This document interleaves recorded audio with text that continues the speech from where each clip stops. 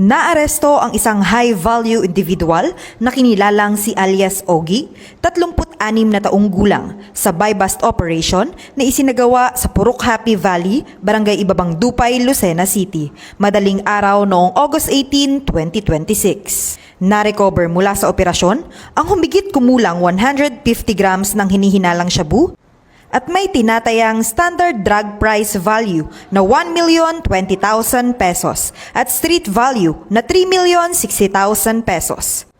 Nakuha rin ng mga operatiba ang marked money, personal na pera, isang itim na pouch bag at isang motorsiklo.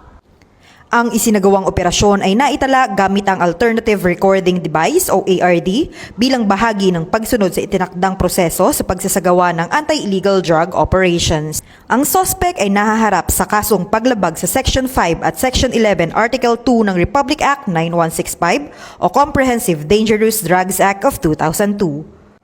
Patuloy naman ang Quezon PPO sa pagsasagawa ng mga operasyon laban sa iligal na droga bilang bahagi ng kanilang kampanya para sa mas ligtas at mapayapang komunidad sa lalawigan ng Quezon.